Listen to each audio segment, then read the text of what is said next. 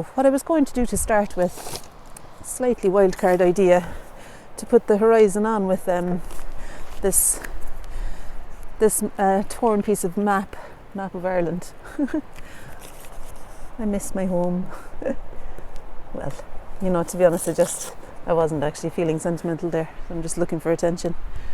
But it's kind of, I thought it was a good thing to describe the line of the horizon with real clarity to start with. So we'll see. I'm not sure if it's going to stay there, but that's the beginning. The reason I'm not sure if it's going to stay there or not is because I'm wondering whether it's better to have that flat when I'm going to be doing the paint over it, and you know, not standing out in relief. But no, I think the paint is going to work with it, and I might even put a bit of more map in front for the sea as it's coming in. Okay, so let's see now. Next, you're going to see a crowd of bikers passing us by now in a second. I think actually the cliff needs to come over, so I'm going to be reducing the size of the sea because I want to get those trees at the top again. So I might even bring down the horizon a little bit. I think I'll bring down the horizon a little bit there. Yeah, so that I can definitely fit in. Hello. So I can definitely fit in the trees up here and the bit of headland over here. So I bring the horizon line down a touch there, and I think really I'll extend it as far as I can out here. I quite like extending things beyond the page as well. So there we have it, that's the beginning. Right, and kitchen paper is handy to dry the brush so that I'm not using very wet paint all the time. So clean the brush, and then touching the brush on the paper towel takes it off. And then I'm going to use some of this, what's that now? Van Dyke Brown. I hope you can hear me okay today. I plugged in the mic, yeah. Van Dyke Brown mixed with ultramarine blue in order to make the dark of this part here. Even the Van Dyke Brown on its own might work, you know. And I might put some, well, no, I don't think I will. I was going to say I'd put some masking tape there so that it's really clearly separate from the sand, but I might enjoy putting the sand over it. So let me just, yeah, I probably put a bit too much paint on there. So I quite like the colour of it and the vigour of it, but I don't want it to be so laden. Okay. The next time I come out into the landscape, I'm going to bring a massive board as wide as my hands. That's what I want. A really big board. And I'll see if I can employ somebody to come and help me setting up so that I can do that. David Hockney has a guy who does it all, doesn't he? He just comes out of the car when everything's ready. So I might engage someone to do that. It'd be worth it, wouldn't it? Okay, so that's the cliff there. I didn't bother with the blue. I don't think I want to put the blue in. I quite like the rawness of that. And then it's going to be over here too. So there's the sea. Yeah, I think I will put some blue in now. And I'm just going to use the table as a palette. So blue and brown on the table here. I can wipe it off after, before putting it in the car. So I'm putting the ultramarine blue mixed with the Van Dyke Brown is what's going to give me this dark colour here. With my eyes half closed, this is one of the darkest parts of the whole painting. No, I've not made it very dark just now actually, have I? But I'm more involved in getting the shape of it right just now than to be worried too much about the tone. It's kind of exciting to me that using the brush, the paintbrush, feels lovely. I love this. I love this work, you know, this as so-called work, play really. So thanks for making it possible for me to do it.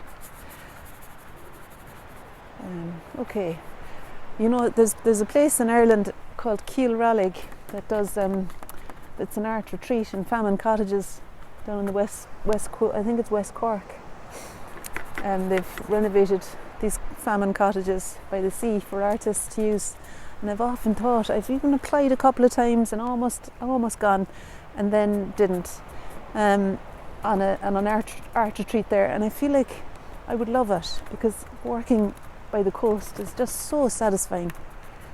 So maybe this might be the year. Okay.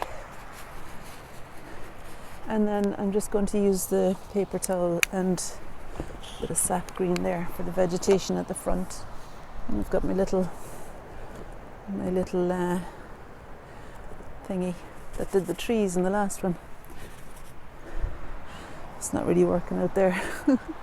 Okay, so with my eyes half closed, I've got the sweep of that going up, green coming down here, really, and then the foreground is more nondescript, it's more dull brownish green, so I'm mixing the brown in with that sap green there in order to get a feel for the foreground. There's people in the water over there, they seem to be having fun. I think I'm going to go in before I leave, although my feet are cold. I need to go for a bit of a run to warm up before heading into the water. Okay, so that's all right for now. It's maybe a little bit too scratchy. So there now you see might be an opportunity. I was going to use the gold ink, but on second thoughts, I think I've got a piece of paper in my bag that's going to be a more satisfying area of sand and sea, and then I can relocate. I'm letting this dry for a while because I kind of like it and I know it needs a bit more work, and here I'm letting that dry as well so I can do the sand. So let me get some gold, some sort of light brown paper. You see, I don't know if that's not bright enough really. It's interesting I don't have oh, hang on now. Yes, I was going to say it's interesting I don't have very light. That's nice and bright, isn't it? I think that's going to work for me. It's slightly exaggerated, but I love it. I love that colour. I was going to say I don't have very many. I'm turning it that way because the water's coming in and leaving a triangle of sand there. I don't have very many light coloured oil pastels in this particular set. Ooh, sorry. I'm just trying to tighten the butterfly screw at the bottom there. Another job for my technician. I couldn't find the hammer at home today. The hammer is often a good thing to tighten the easel with. Alright, so I'm kind of, what am I doing? I'm creating where the tide stops. I'm going to err on the side of brightness and leave that orange bit be the brightest part. The brightest part there. Okay, knowing that I can always use the oil pastels to make a bit more sense of this later. And paint. In fact, I like this colour here. No, the sand is not this colour, but I think mixed with white it might work.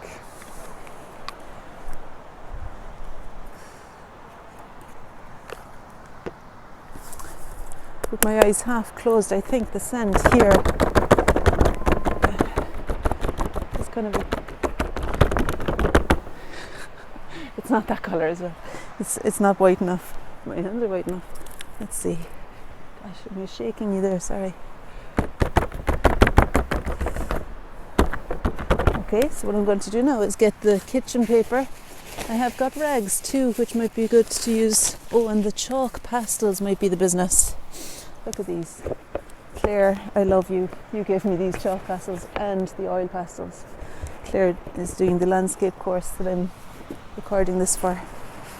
Oh, and actually, there's that nice strip of, I think I want to put that in there. It's a nice strip of collage, pattern collage that I think I just want to put it in there. That's all. I'll turn it that way. There we are. I think this always called for a little touch of pattern, and it's nice to have something to find when you look at a painting. Now I bought the kitchen paper out because I went to town a bit too much there, didn't I, with that sand. Oh, I've made it very wet now. That could be a mistake. Oh no, it's nice though, isn't it, how it splashes up over the rocks there.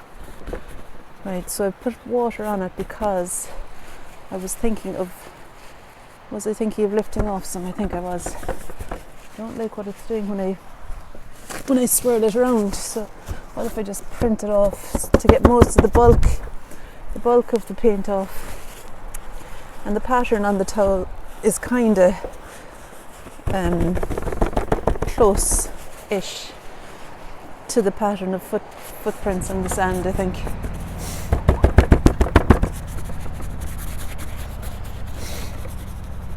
Those bikes are amazing. They're powerful looking. That's a motorbike you can hear there in the background. I don't know if they were Scottish, the people that were on them. I think they were speaking a different language. Had very good English as well though. Alright, so here we go now. There's something going on with the sand. Like, this is an example of what I really hadn't expected it to look like this. But it's good fun, for fuck's sake, it's grand. Like, now, maybe, do you know, that's luminous white there, really white. And this here is the gold acrylic ink that might work a little bit there. If I just let it be nice and clean on top of that orange, I think it reads a bit as bright sand. Don't really want it dripping all the way down, but here and there it might work over the dirtier sand down here too. And I have a feeling like you want to lose it so that you can find it again. You want to keep the possibility of not being able to find it. You know, there's that edge, and it's exciting to live along that edge. Maybe not to live on that edge, but to draw to make paintings from that place. It's a good lesson in life, isn't it, painting? Because it's not the end of the world if it doesn't work out, like, unless you're meant to be teaching it. And I know. I think it's actually quite relaxing for me too, because I feel like, you know, if it doesn't go really well, at least there's a lesson in that too, that what not to do kind of thing, and I'll have maybe made those errors and be able to explain what not to do. So this is chalk. It's kind of exciting to me, using that as it's lovely to have a variety in the surface. I love having different materials. Now, what about down here, the sand? And I think I might use these sketches to maybe make a painting back home. That's something I've done a bit more over the last year than before. Now the light's hitting this where it didn't in the sketch earlier, so that's why there's more brightness there now, which is nice. This year I've done more of that than before. I just want to put turquoise in. I know it's not actually really turquoise, but I just love that colour. It's something I've done more this year than ever before, is to just use things for inspiration and maybe work from my imagination a little bit, and just I can see myself working from these sketches and making a painting at home from them. So it would be quite a good thing, I think, wouldn't it, for all of us, if that would work? Because then we could have, because it is, you know, it's quite a job setting up here, you know, and I would really empathise with you if you decide, feck it, I'm not going to do that. It's okay. But I do feel like even just sitting down on a camping chair with a little watercolour set and a cup holder on one side, and making a few little watercolour sketches even outdoors, bring them back to the house, and then we can make a painting from them. So doing some small thing in situ is to be recommended, I reckon, if you can. There we go. So the chalks are working out for me. I'm enjoying them. I wouldn't want to get too trigger happy now, but I'm enjoying the fine tuning that I can do with them. And this is a nice blue colour that I think might work over cliff brown. Right, let's see, when I stand back. Yeah, so there's the horizon line of the sea here. Got a touch of ultramarine blue. Might just identify the edge of the sea a bit more clearly for myself there and there. And I'll use some white, because obviously the sea isn't that bright, but I just want to really identify where the cliff stops. Just get some white on my finger here. What I would recommend, and what I'm going to use myself next time, is a tear off palette. Just to have something that's, oh, I made a mess of that. Touch of white into that might make it a nice thick blue there. Okay. And actually, the edge of the water is white there, and it's coming in nicely. Just to print it, I think makes it thicker than painting it on. Just printing on the edge of the sea to give it that luminous brightness. And I could also print on the edge of the sea. I could also draw it on with oil pastel, the white oil pastel like I used in the sketch earlier. Or maybe even the white,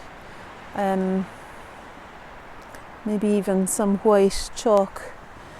No, I think I'll use the ink to dab on some trees there. That line of trees on the horizon. And then there's also the green, Hooker's green.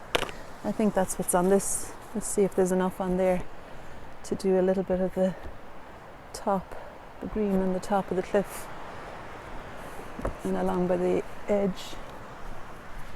Just going to use some chalk here as well.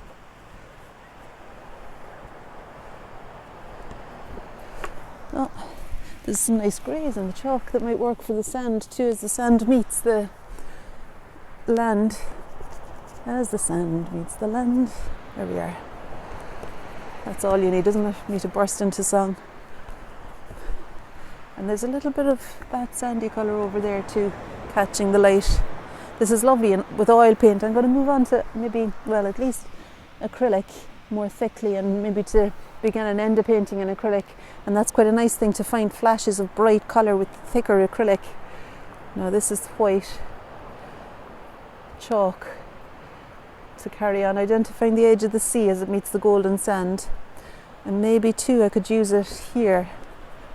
No, I think I'll use the oil pastel there, but at the edge I quite like that brush mark that extends over there, so I'm not going to be too swift about covering that up.